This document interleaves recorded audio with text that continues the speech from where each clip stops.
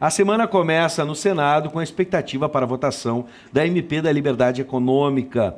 Para debater o tema, nós contamos com a presença do economista Jorge Maia Ussan e do professor de administração Camilo Borner. Sejam bem-vindos.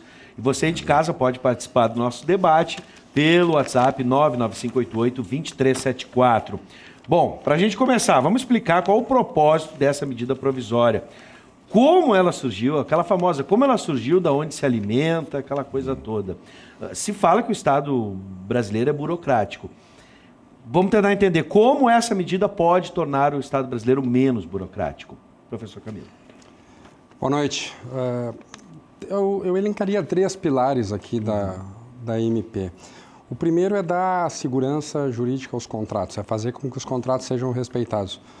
Hoje, o empreendedor, ele assina um papel, mas, na verdade, ele é extremamente hipossuficiente perante aos agentes do Estado e, por consequência, ele tem um ambiente não muito propício para fazer negócio. O segundo declara, de fato, os direitos à liberdade econômica e parte da presunção que todo particular ele é idôneo.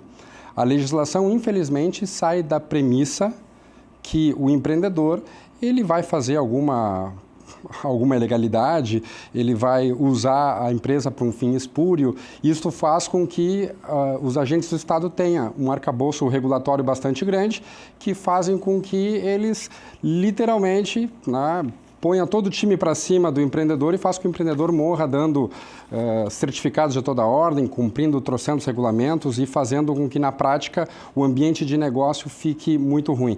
Lembrando que de uma lista aí de 190 países, o Brasil ocupa a posição 109 em facilidade para fazer negócios. Então, é ruim fazer negócios no Brasil.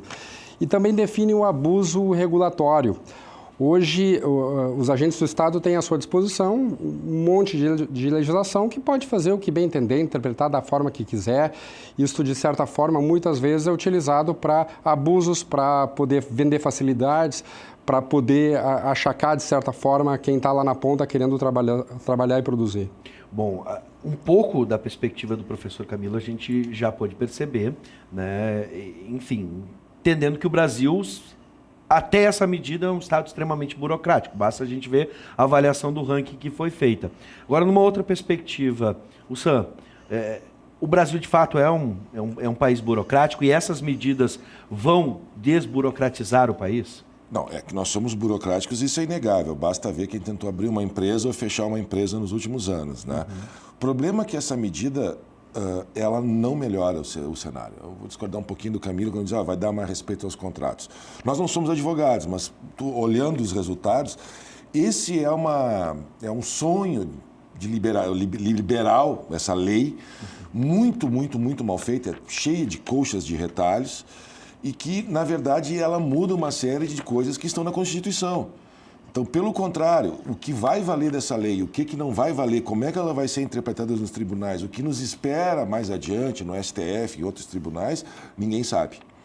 Por outro lado, eu concordo que a gente pode procurar um aspecto positivo, mas o que a lei basicamente faz a quem ela prejudica, né? Ela prejudica, de um lado, a fiscalização, embora possa favorecer as empresas.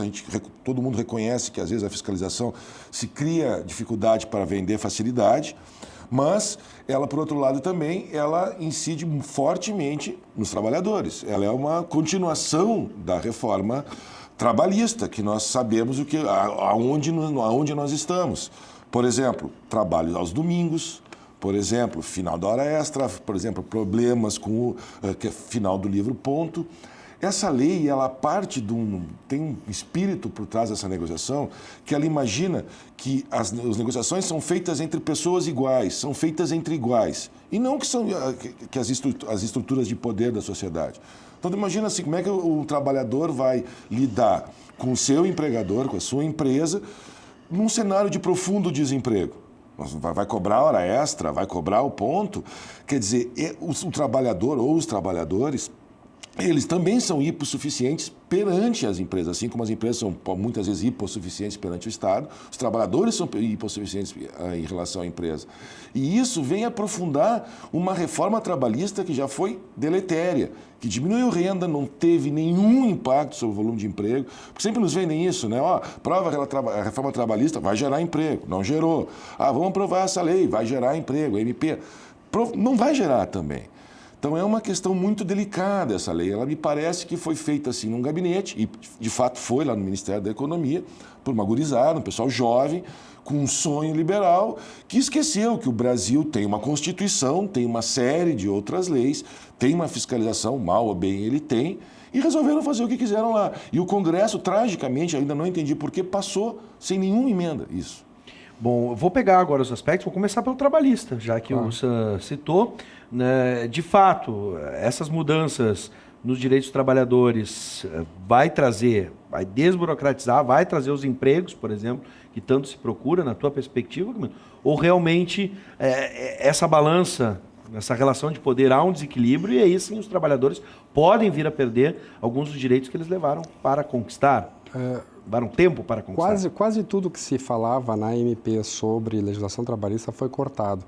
Ficaram apenas 29 páginas. Ficou sim a questão dos domingos, mas deixando claro que um domingo, né, obrigatoriamente deve ser deixado para descanso e ele deve ser pago em dobro. E se não pago em dobro, ele deve ser compensado com uma folga adicional além daquela que já recebe. Agora, a questão a gente tem que olhar para o outro lado do copo. A gente tem que olhar que nós estamos num país que tem 13 milhões de desempregados.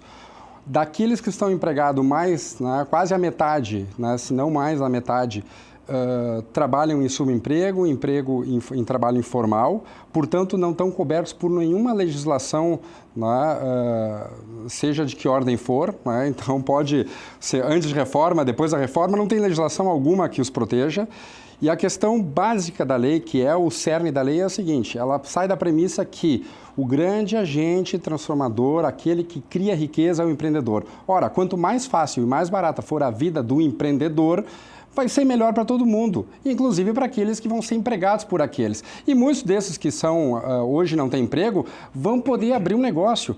Olha só, nós estamos num país onde se tu quiser fazer pão em casa para vender, tu não pode. A padaria, para fazer pão caseiro, pela lei e pela regulação que existe hoje, exige que tu tenha, por exemplo, uma cozinha à parte da tua casa. Ora, se o pão é caseiro, é óbvio que tu não vai conseguir fazer o pão na tua casa. Então, quem quiser fazer pão em casa, não faz. A questão do domingo, eu pergunto para as pessoas que acham ruim isto, o que vocês fazem no domingo? Vocês não vão ao médico, não vão ao shopping, não vão ao cinema, tá? Não existem serviços que são feitos? Não é o explorador, empresário que faz as pessoas trabalharem no domingo. Não, o empresário tem a percepção do que as pessoas querem, isto é, o seu público consumidor, e por consequência trata de agenciar recursos para fornecer aqueles serviços. São as pessoas que querem bens e serviços aos domingos e não o empresário. Eu tenho 3 empresas, uma delas eu eventualmente tenho que abrir no domingo, por exemplo. Eu detesto trabalhar no domingo, mas eu trabalho no domingo por quê? Porque eu quero fazer o mal para os meus funcionários? Não, eu trabalho no domingo porque eu sei que no domingo é o dia que mais vende. E mais ainda, muito funcionário adora trabalhar no domingo porque o domingo é o dia que pode comissionar mais porque tem grande movimento. Então, a legislação, esta lei, ela flexibiliza os negócios para fazer justamente que as pessoas possam trabalhar mais e não o contrário. Bom, agora eu vou entrar, já que a gente, se quiser completar alguma coisa, você fica à vontade, mas eu vou evoluindo em alguns aspectos. Agora vamos falar no setor da burocracia mesmo, no setor econômico. Vocês concordam que, ou pelo menos concordam ou discordam, o Brasil vai produzir mais? As empresas aqui, a gente está falando da possibilidade de se abrir diversos negócios. Pequenos, como o pão caseiro, que foi usado como exemplo, ou outros maiores. Vocês acham que, como essa lei MP, ou vai ou não desburocratizar para o empresário? Tu mesmo citaste isso aqui, era complicado, muito complicado abrir uma empresa e um detalhe, fechar uma empresa no Brasil é tão complicado quanto abrir. E aí? Na verdade, se nós vamos pensar assim, né, do lado do empreendedor ou do lado dos trabalhadores, é um projeto coletivo de uma sociedade capitalista como a nossa. É verdade que nós somos burocratizados. Agora, isso aí não vai melhorar. Como é que tu melhora isso? Não é com uma canetada, não é com uma lei. Se fosse fácil mudar com uma lei, Se muda, já teria se mudado. Nós temos uma estrutura de regulação regulatória, uma estrutura constitucional que muitas vezes vai ao encontro daquilo que está na MP. A questão do trabalho aos domingos, a questão dos acordos, a questão da fiscalização também mudou a fiscalização. Agora os órgãos de fiscalização vão ser decididos mais por agentes políticos do que por agentes técnicos. Isso a gente tem que levar em conta. Nesse aspecto, até para continuar a tua resposta, se por um lado o Camilo usou um exemplo em que vai se ficar mais fácil para empreender, no lado da fiscalização, tu pode apontar algum exemplo da gente de que a fiscalização vai ficar fragilizada, por exemplo, algum setor, alguma empresa? Eu vou dar um exemplo clássico, que é o trabalho escravo. O trabalho escravo. Agora, automaticamente, a empresa vai para o cadastro assim que tem o trabalho escravo. A partir dessa MP, ou supostamente a partir dessa, porque na verdade nós não sabemos, ninguém sabe aqui o que vai ser considerado legal no arcabouço legal brasileiro e o que vai ser considerado ilegal. Então a gente tem que levar isso muito em conta. Mas, por exemplo, as denúncias de trabalho escravo vão ficar fragilizadas. O trabalho escravo. E aí, como é que tu faz? Essa é uma questão central. Eu não estou falando da sociedade capitalista, né? Um setor, alguém que utiliza as condições análogas à escravidão, é um setor que não tem que mais existir em pleno século XXI. Então, na verdade, o que se trata assim, não é uma questão, olha, vamos desburocratizar, vamos burocratizar. Todo mundo quer que as empresas cresçam, gerem emprego e seja fácil abrir um negócio, né? Que as pessoas possam fazer isso. O problema é que não tem uma saída mágica para esse negócio, a não ser que se mude muito da nossa legislação. No que todo mundo imagina, ninguém vai ser contrário a quem quer burocratizar. Todo mundo quer trabalhar, todo mundo quer emprego ou empreender nesse sentido, né? Bom, agora eu vou entrar numa questão aqui... Deixa eu fazer uma observação. Por favor. É que parece que a lei vai fazer com que várias coisas sejam violadas. Ora, violação de contrato, inclusive trabalhista, ele continua nos rigores da lei. A MP não faz nenhuma alteração em relação a isso. A MP não faz com que o dono do negócio possa chamar o exército ou a polícia para fazer o cara trabalhar forçadamente. Isso não é verdade. A lei simplesmente faz com que uma série de coisas que hoje é um parto fazer, hoje tu abre um negócio, se a tua placa na frente não está na medida que o fiscal manda, ele não te dá o alvará. Se o ar-condicionado não segue exatamente os mesmos critérios definidos pela lei tal, ele não pode fazer. Se vem uma inovação tecnológica e não existe regulação para aquela inovação tecnológica, o agente do Estado, ele pode hoje inferir uma outra regulação passada e querer aplicar a mesma legislação. Tem negócios aqui perto, aqui em Canoas, que está 6 meses para ter alvará e não tem. Ali na frente do shopping antigo tinha um bar, eu conheci o dono, ele chegou a abrir por 2, 3 meses, ele fechou porque ele não conseguiu alvará. Ele disse, Camilo, eu cansei porque eu não consigo abrir um alvará, os caras vêm aqui, toda semana eles mudam a lei. Eu tenho uma amiga que tem um salão de beleza, apareceu um fiscal lá, abriu uma gaveta cheia de remédio das funcionárias, autuaram ela porque disseram que tinha uma farmácia irregular. Era remédio, era anticoncepcional, remédio para cólica, era das funcionárias. Mas o fiscal, ele tem um poder supremo que faz com que ter um negócio é um parto no Brasil. Bom, agora, na reforma trabalhista, eu não me lembro, tá? Vocês me corrigem se eu estiver errado, se deram algum tipo de prazo, uma expectativa, uma estimativa, tá? Mas aqui eu tô vendo. Na avaliação do Planalto, as mudanças devem gerar mais de 3 milhões de empregos em 10 anos. Essa é uma estimativa. Dá pra gente... Essa é uma estimativa otimista, uma estimativa pessimista ou irrealista, por exemplo? Eu acho que não tem como fazer essa inferência com base numa medida ou duas. São tantas variáveis correlacionadas, né? Eu acho que o governo está fazendo uma inferência em cima de uma série de ações, dentre as quais a MP da Liberdade Econômica. Até porque a gente não vai poder ver apenas na medição em cima de empregos, até porque o próprio governo sabe que o perfil do trabalho está mudando. A gente muito provavelmente vai ter muitas empresas sendo criadas, sendo registradas, gente que vai acabar formalizando seus negócios e não necessariamente criar emprego no modelo que a gente conhece. Olha, quando você quer vender uma medida difícil, ruim, prejudicial para um grande número de pessoas, a gente sempre inventa um número, né? Esse número é uma invenção, na verdade, na prática nós vamos dizer isso. Primeiro que é muito difícil de medir, e segundo porque, bom, eu tinha que vender a reforma trabalhista. Se nós formos olhar o que gera emprego de qualidade, eu vou simplificar pensando que emprego de qualidade é emprego carteira assinada, né? O que gera esse emprego de qualidade é o crescimento econômico. Então, até 2014, as taxas de formalização da economia, não só o emprego, o desemprego caiu, o emprego cresceu com taxas muito baixas historicamente, e a taxa de formalização aumentou consistentemente. O que acontece a partir do final de 2014 e 2015? Desemprego. Tem uma pequena retomada agora no final de 2018. E onde é que está essa retomada? Um pouco na informalidade, mas muito no conta própria. Que o conta própria, esse não é um empresário, esse não é o cara que está empreendendo, esse é o cara que está se virando, é o cara que está no Uber, é alguém que está vendendo alguma coisa. Então, esse emprego de baixa qualidade, ele acaba... depende do quê? As pessoas precisam sobreviver e têm que trabalhar de alguma forma. Mas assim nós temos um crescimento da economia, o que acontece? Tem um emprego de qualidade, um emprego formal. Então, toda essa discussão é porque também a gente não sei o seguinte, nós vamos chegar no 3º, 4º ano sem crescimento econômico. E o governo não tem feito nada em relação a isso, a não ser reforma trabalhista no governo passado, nesse governo, essa mudança que vai gerar emprego, etc. e tal. Olha, mesmo que fosse boa, né, que eu achasse que ela é fundamentalmente boa, eu acho que ela é o remédio errado para o problema correto, o problema é real, esse remédio não resolve. O que vai mudar? Na verdade, o que gera emprego é crescimento econômico. E enquanto a gente não for para o governo não se dedicar a isso, nós não temos solução. Bom, aí a gente vai chegar nesse ponto, acho que é crucial no nosso debate de hoje. A pergunta é a seguinte: qual seria a alternativa viável para retomar o crescimento? E aí a pergunta vai, na perspectiva do Camilo, o que já foi feito já é um passo e o que mais deveria ser feito?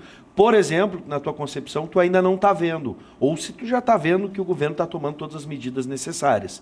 No caso do SAM, o que foi feito deve ser desfeito e o que poderia ser feito para retomar esse crescimento que ainda não está sendo feito, por exemplo, que o governo nem toca no assunto. Vou começar com o Camilo. Primeiramente, a gente teve, sim, uma fase de crescimento e depois a gente meio que, literalmente, lambeu a lona. 2014, 2015, início de 2016.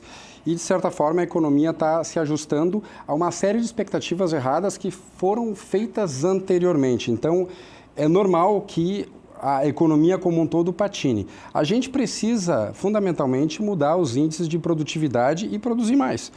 Então, a primeira coisa que o governo tratou de fazer é resolver a questão das contas públicas. O grande gargalo se chama Previdência. Se fez uma reforma que não vai resolver completamente, mas dá um cenário diferente. O governo sinalizou aí com a medida provisória da liberdade econômica para melhorar o ambiente de negócios, que é um dos pontos fundamentais para poder resolver a questão da produtividade, e já está acenando com uma reforma tributária, que é outra coisa que pode impactar, sim, não apenas na questão fiscal, do ponto de vista do governo, que gasta muito hoje para arrecadar, mas também na vida das empresas que, apesar da reforma não estar prevendo uma diminuição na sua carga tributária, diminui, sim, né, o tamanho de hora, volume de horas para poder fazer toda a coleta dos impostos, as apurações e tudo mais. Então, o governo pretende, através dessas medidas, e acho que na sequência tem que vir, né, uma reforma trabalhista de fato. A minha crítica justamente ao contrário, vai no sentido oposto da do professor aqui. A gente fez uma reforma muito parca. A gente precisa desobstruir o ambiente de negócio porque o trabalho de qualidade não é necessariamente aquele com carteira de trabalho naquele formato que a gente conhece. O trabalho de qualidade é aquele que proporciona renda para as pessoas para que elas possam, em cima daquilo que ela ganha, daquilo que do que ela trabalha, alcançar os seus propósitos de vida. Se vai ser com CLT, se vai ser com PJ, com cooperativa, com empresa, eu acho que essa é uma discussão que não vai durar muito tempo no Brasil. Muitos países já mudaram esse paradigma e o Brasil ainda fica naquele modelo, né, da metade do século passado, onde tem que ter uma carteira, um sistema legal que protege o trabalhador, enquanto o mundo inteiro já sabe que o que protege o trabalhador é um mercado de trabalho concorrido que faça com que o trabalhador seja desejado por outros. Isso que faz a expectativa salarial dele aumentar e, por consequência, todas as condições de trabalho. E não um sistema legal, porque o mercado acaba dando sempre um bypass. Tanto é assim que a nossa formalidade está lá em cima, né? Bom, para mim a saída está clara, né, nesse sentido. Já até o próprio pessoal do governo, outros economistas mais ortodoxos já têm vinculado isso. O nosso problema é um problema de demanda. O que acontece é que as pessoas não têm renda, a renda dos brasileiros caiu, o desemprego aumentou E não se investe, não é porque não se investe, porque não se investe. Porque não se investe porque não se vende, não tem expectativa de vender. Ao fazer um investimento, tu está julgando com um profundo grau de incerteza o cara que faz o investimento, começa o negócio, que amplia o seu negócio, ele imagina que ele vai recuperar esse valor com vendas no futuro. Ninguém consegue visualizar isso hoje. Tanto do lado das empresas, as pessoas em geral estão nos vendo, ninguém está pensando aqui em fazer um crediário, comprar uma casa, está cada vez mais difícil assumir uma prestação quando tu não sabe se o teu emprego vai estar mantido, a tua renda vai estar mantida. Então é demanda. Quem é que pode fazer demanda nesse cenário onde as empresas não investem? O animal spirit, como dizia o Keynes dos empresários, e as pessoas se preocupam, o governo, não tem uma outra alternativa. Quer dizer, o governo vai ter que voltar a gastar, seja ele em investimento produtivo, seja ele, alguns defendem investimento, outros falam, gasto social, porque tu gasta e já movimenta a economia, o investimento, Minha Casa Minha Vida, gasto social, previdência, Bolsa Família, alguma coisa desse sentido. Então, a não ser que nós façamos isso, essa nossa crise, que já se prolonga, é a recuperação mais lenta da história recente do Brasil.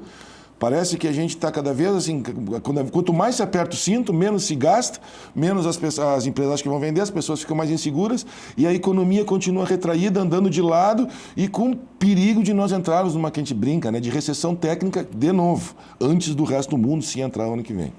Bom, vamos fazer o seguinte, tem o WhatsApp na tela, participação da Ângela de Porto Alegre. Seja bem-vinda, Ângela.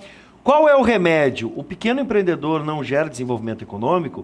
Não entendi. Em minha concepção, concordo plenamente com o Camilo, tá? Trabalho de qualidade é resultado financeiro perante um trabalho, produto ou serviço bem executado.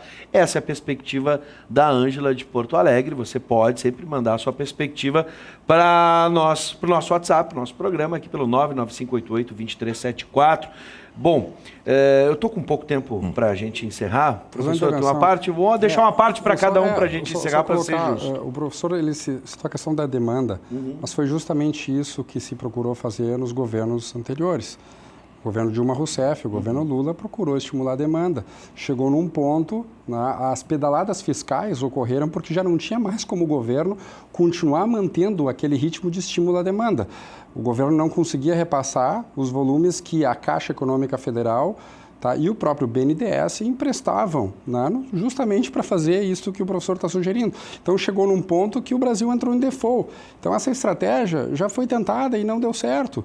E nós estamos num ponto que agora a questão fiscal está de tal tamanho que não tem mais espaço para o governo ter solução mágica, a não ser que ele fizesse o seguinte, se ele imprimir dinheiro, que vai gerar inflação, que é um imposto que vai recair sobre os mais pobres invariavelmente, ou se ele pegar dinheiro emprestado, enfim, vai ser alguma coisa que vai fazer com que a conta acabe vindo para todo mundo, inclusive para o próprio governo, porque se pegar dinheiro ele vai ter que pagar. Depois a gente fica questionando que o problema é a ciranda dos bancos, é o sistema financeiro e tudo mais, né? Professor? Eu acho legal, Quando a gente tem todo mundo identifica o mesmo problema, todo mundo quer melhorar e na nossa vida várias soluções são possíveis, Eu divirjo do Camilo, evidentemente, nesse ponto, imaginando assim, olha, até 2014 o processo de demanda realmente estava perdendo fôlego, a economia cresceu pouco em 2014. Mas o que acontece a partir de 2015, ainda no governo Dilma, no Dilma II? A gente tem um novo ministro da Fazenda que vem com uma política que foi ampliada, mas que era essencialmente a mesma depois do governo Temer. Quer dizer, uma política de ajuste fiscal. Vamos fazer um ajuste por esse diagnóstico. Certo ou errado, o que aconteceu é que a partir de 2015 a crise se aprofunda. 15, 16, 17, 18, melhorada. 19, nós voltamos a andar de lado. Então, qual é a solução? Depende de quem está falando, depende de onde a gente olha o problema. Eu insisto que, embora em que pese a situação fiscal brasileira seja complicada, na verdade ela é muito complicada porque a receita também caiu. À medida que o governo segura seus gastos, as empresas seguram seus investimentos, as famílias seguram o seu consumo, a economia cai. E onde é que bate isso? Na arrecadação. Um exemplo do déficit da Previdência. Ao mesmo tempo em que nós temos o aumento da informalidade, o aumento do desemprego, o aumento do conta própria, isso diminui a arrecadação da Previdência e aumenta o déficit da Previdência também. Então, na verdade, isso é uma bola de neve, é um círculo vicioso que, de uma forma ou de outra, então nós tem que ser quebrado com o risco de nós perdermos uma década, pior do que os anos 80 agora nos esperando. Bom, eu tenho certeza que de algo produtivo a gente vai tirar desse debate, de excelente nível com os nossos 2 convidados. Sempre é um prazer receber Jorge Maia-Ulsan, economista, e o professor de administração Camilo Borner, que a gente possa manter o debate sempre nesse nível e alguma coisa a gente vai conseguir tirar, desde que ele seja assim, nesse nível, sem raiva, sem ódio, enfim. Obrigado mais uma vez por receber vocês aqui, por aceitarem o nosso convite. Vocês são sempre bem-vindos. Obrigado.